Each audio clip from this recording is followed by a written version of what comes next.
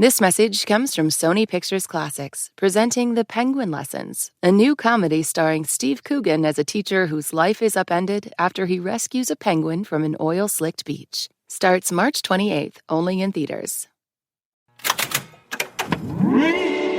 Hello, hello. I'm Brittany Luce, and you're listening to It's Been a Minute from NPR, a show about what's going on in culture and why it doesn't happen by accident.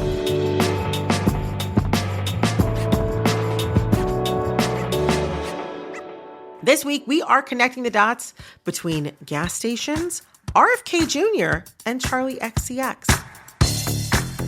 I know. How are all of these things connected? Well, we are going to find out with NPR's health policy correspondent, Selena Simmons-Duffin, and Vox senior culture correspondent, Alex Abad-Santos. Selena, Alex, welcome to It's Been a Minute. Hi. Thanks for having me. It's good to have you, Selena, for the first time. It's good to have you back, Alex. Yes. Can't wait to talk about what we're going to talk about. Yes. Well, first of all, I got to ask y'all just a little icebreaker. So do either of you identify as a 365 party girl? Ooh, no. Oh, Selena says no? No, I've got a 6-year-old and a 9-year-old at home, so I can't even remember the last time I did a thing that was fun. Okay, that's fair. fair. That sounds sad. No, I mean, but yeah, that's where I'm coming from. I'm like 12. I'll like go out, it's like once a month. A 012 party girl. Yeah, 012 I like that. Party girl. I'm retired. I refer to myself as a retired 365 party girl. I really did used to be a 365 I mean, could one really girl. be a 365 party girl if we were wearing like business casual to the club? I didn't wear business casual to the club. The sheer, the spandex, the thigh-high boots. Wow. I was Miss in the streets, for real. So I'm retired now. That's amazing. But I really was a 365 party girl. Wow. Well, 365 Party Girl is, of course, a reference to my favorite brat, Charli XCX. We'll come back to her later, but first, let me set the scene for this conversation. Last week, the FDA allegedly raided businesses who produce amyl nitrite, aka poppers. Poppers are a liquid chemical compound typically found in tiny bottles, and the chemical is sometimes used by doctors to treat heart conditions, but when huffed as an inhalant, it gives people a euphoric high that lasts for a few minutes. Now, poppers have been around for over half a century and have existed in a legal gray zone for decades. But over the past decade, they've gotten more and more popular. So popular that you can find them at a bodega or a gas station. So why is the FDA apparently so interested in stopping their production? And does that have to do with who uses poppers the most? So, question, Alex, who uses poppers and how prevalent is their use? As a gay man of a certain age, I can confidently say that gay guys love poppers or have loved poppers. But I would say that like it's mostly like a queer party drug now. Like the aforementioned Charli XCX, she famously had some meet and greets. She signed some poppers and they become kind of like this pop culture meme. Yes. Right? I mean, you can still see that image surfacing on social media today. And then there is Charli's touring mate, the gay Australian pop star, Troye Sivan, love his music, whose global hit from 2023, Rush, loved it. That was my husband's song of the summer, by the way, Rush, in 2023.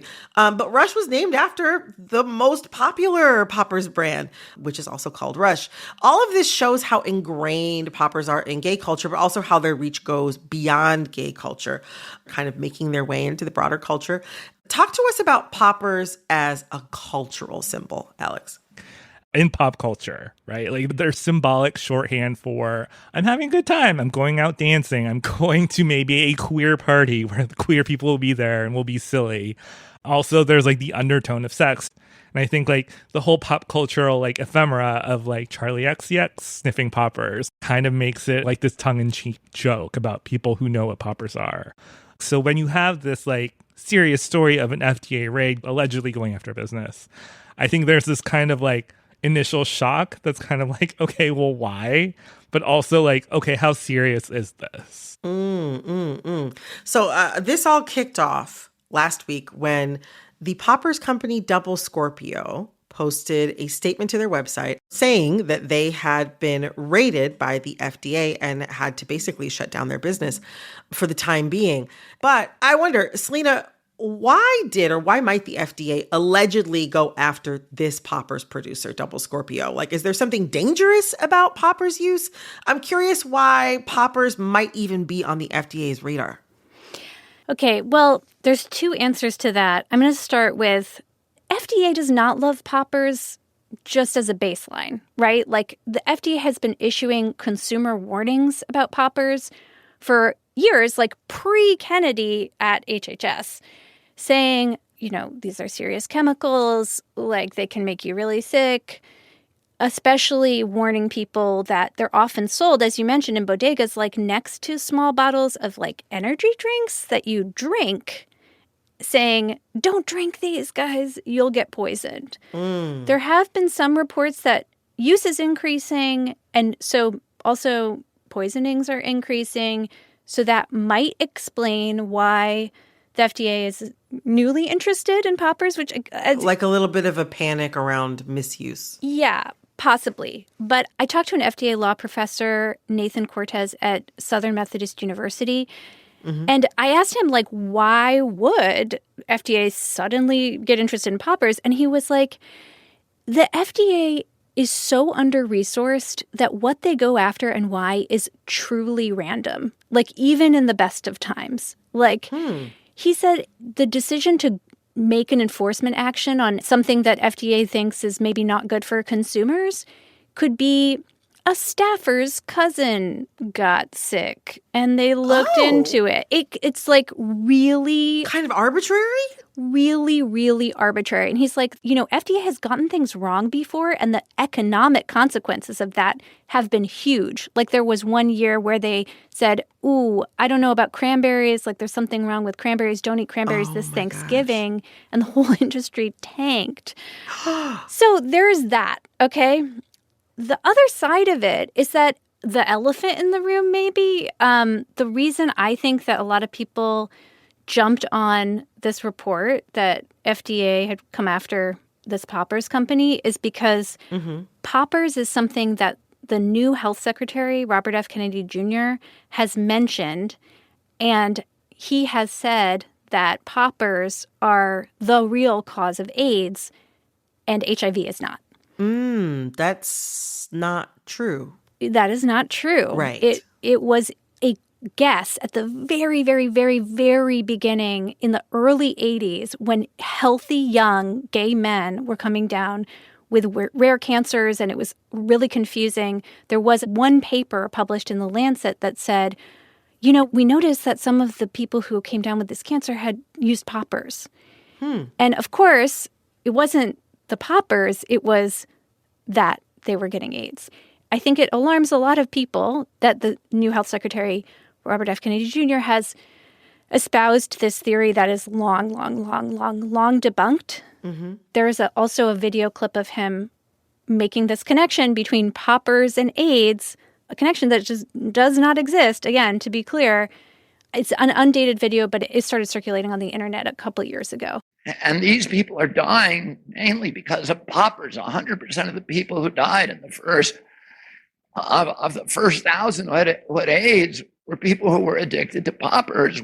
I mean, the thing I keep thinking about also is that he's not necessarily alone in thinking that. Like, Joe Rogan and NFL quarterback Aaron Rodgers have both echoed similar claims in high-profile media appearances. Like, I don't know. I wonder, like, is this all pointing to a new era of HIV and AIDS denialism? Yeah, I mean, I think that's a good point that Kennedy isn't the only one with these views, but he now has enforcement power, right? He's in charge of all of the health agencies of the federal government. And HIV groups were really concerned when he was just even announced as the nominee because of these statements that he had made in the past. There is some reporting that HIV prevention work at CDC is going to lose funding dramatically. And a lot of questions about how the global effort to reduce AIDS infections is going to look if the U.S., which has quite a high burden of HIV infections, is going to hold back from the prevention efforts that public health experts know actually does work. I mean, in the first Trump administration, HIV was a bipartisan issue. I mean, you would hear people who really, really wanted to crack down on abortion and trans rights say, but HIV care, like we really care about HIV. I never really truly totally understood why that was, but I was curious to see if in the second Trump administration, HIV still had that bipartisan kind of acceptance halo around it. And I think there are starting to be some signs that the halo's gone and HIV could, face the same fates as other health research and other prevention efforts that affect LGBTQ people. A lot of people have expressed concern that this was yet, another red flag from our current administration, that the government was targeting queer people. I wonder, how does cracking down on a substance, consciously or unconsciously, function as a crackdown on culture? I mean, I think queer people are not unfamiliar with being painted as deviants or being that is the rhetoric that has come from the right wing in the last 5-10 years. It's just oh my gosh, it's a deviant lifestyle, whatnot, right? Queer people are not strangers being painted in a certain way.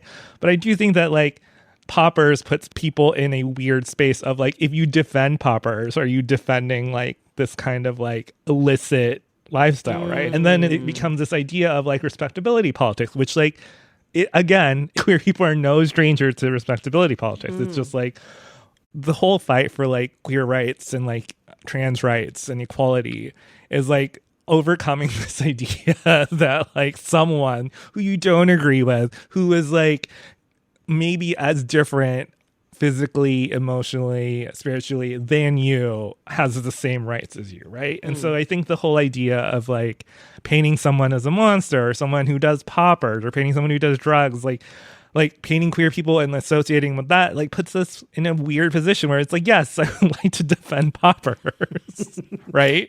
And again, you mentioned that they're a gray zone, and I think that makes it even more complicated of the legality of it all.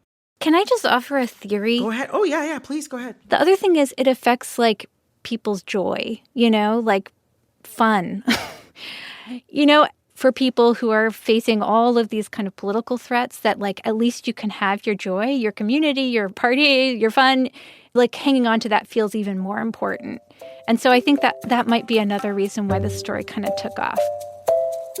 Selena, Alex, I have learned so much here. Thank you both so much. Yeah, great to be here. Love to talk about poppers on NPR. And as a thank you, I'd like to teach you something by playing a game with the two of you. Can you stick around for a tiny bit longer? Oh, yeah, for sure. Sure. Love it. We'll be right back with a little game I like to call, But Did You Know? Stick around.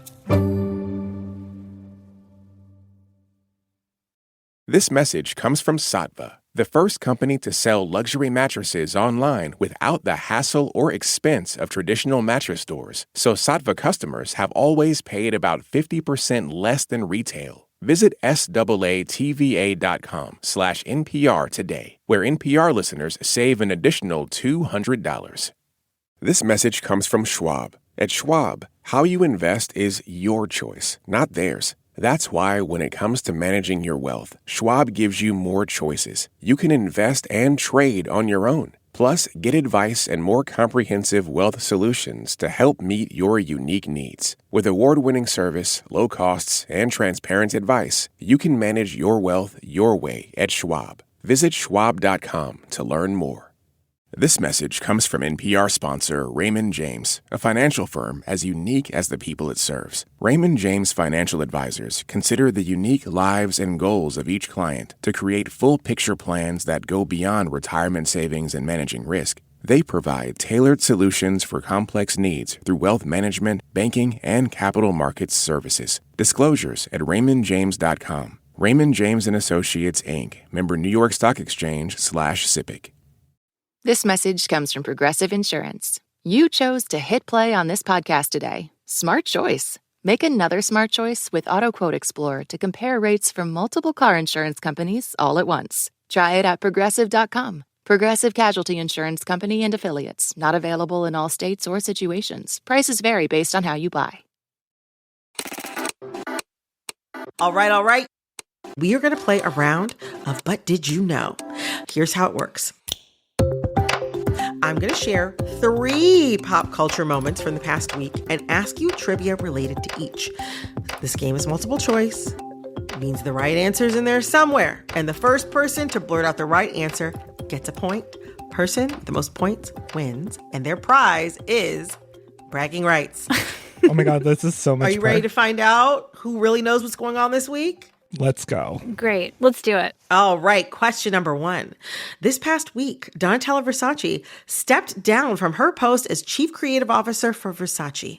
She's done a lot in her 30 years at the company, but which of these internet staples did she inspire? A, Apple iMessage. B, Instagram stories. Or C, Google Images. I'm going to guess B, Instagram stories. C is J-Lo. That's J-Lo, I believe. Oh, I guess C.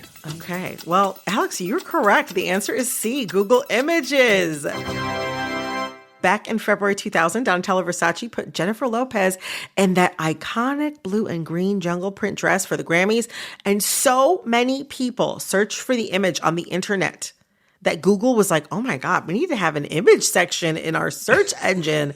And thus Google Images was born. And that's all according to Google itself. We really do owe so much to Donatella. So thank you, Donatella. Thank Wow. you. Good for her. All right, next question. It turns out the rumors were true. This week, which of these musicians went public with their alleged relationship? Was it A, Lady Gaga and Bruno Mars, B, Lucy Dacus and Julian Baker, or C, Kendrick Lamar and SZA? B. I say whatever Alex says because I have no idea. So yes, B. Well, the answer is B. You were both technically right, but Alex, you were first. Lucy Dacus and Julian Baker. The two gals are bandmates in the band Boy Genius alongside Phoebe Bridgers, to which I say I love, and I wish them all the happiness, although I have never listened to Boy Genius. It was a huge week for Caucasian women who might have girl crushes. Wait, who else? Because Haim also had a new song. Right.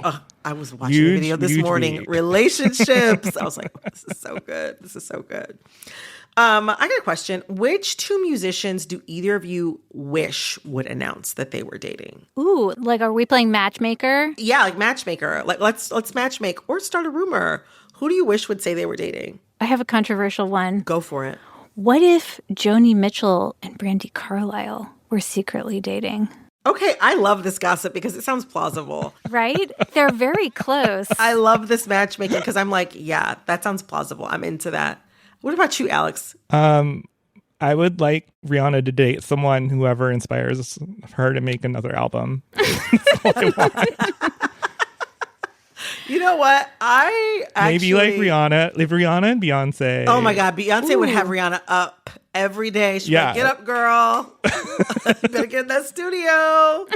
All right. Well, to recap the score, Selena, you are at 0 points, and Alex, you are at 2 points. Yikes. But without further ado, the final question. Can it be a health policy question this time? It is not a health policy question.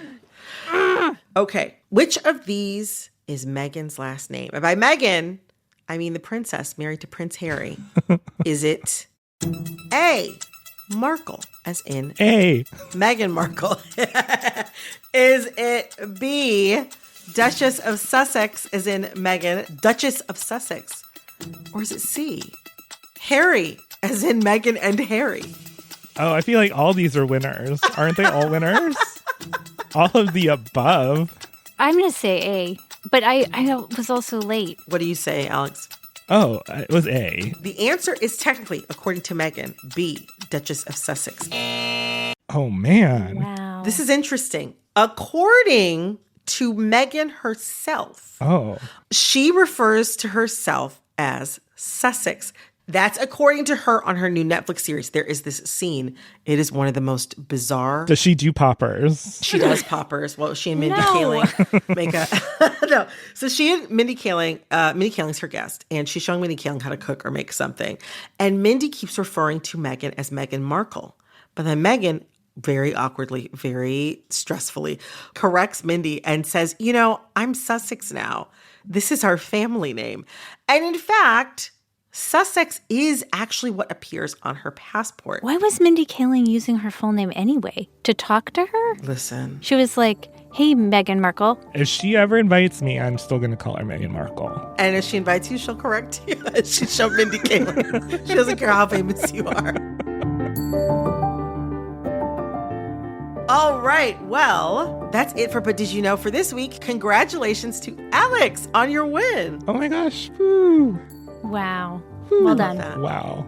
Wow. And Selena, Alex, thank you both so much for joining me today. Yeah, this was really fun. Thank you for having me. All right, that was NPR's Selena Simmons-Duffin and Vox's Alex Abad Santos. This episode of It's Been a Minute was produced by Corey Bridges. This episode was edited by Nina Patak. Our supervising producer is Barton Girdwood. Our executive producer is Verilyn Williams. Our VP of programming is Yolanda Sanguini. All right, that's all for this episode of It's Been a Minute from NPR. I'm Brittany Luce. Talk soon.